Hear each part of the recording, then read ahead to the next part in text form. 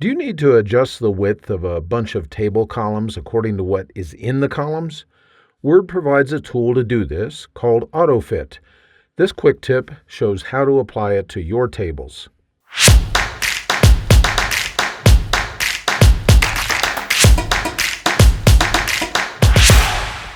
Word makes it very easy to add tables to your documents.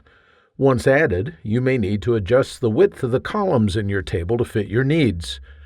One of the quickest ways that you can adjust the width of columns is to use the AutoFit feature of Word. This feature is particularly useful if you have a small amount of information in each cell of your table. To use the feature, all you need to do is select the entire table. So I'll click right here within the table, and then I'm going to go to the Table Layout tab of the ribbon, choose Select, and select the entire table. And now, on this same tab of the ribbon, all I need to do is choose AutoFit, and then AutoFit Contents. Notice that each column was made the exact width that's necessary to display the information within that column. Now, the effect on your table depends on whether it contains information or not. If the table is empty, the columns are evenly resized so that they fit within the page margins. If there is information in any of the columns, though, like there was in this table, then the column width is set so that the information fits on a line if possible.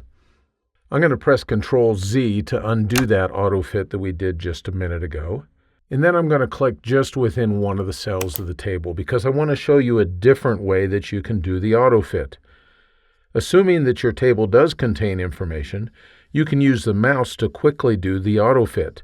You do that simply by double-clicking on the line that appears between columns, just like we have right here. If I double-click here, notice that that column just to the left of that line is spaced so that the information fits in there. And I can do the same thing with the very next column if I want to, and finally with the very last column. This way took just a little bit longer because I needed to adjust each column individually, but it works just as quickly to get your columns the width that you need.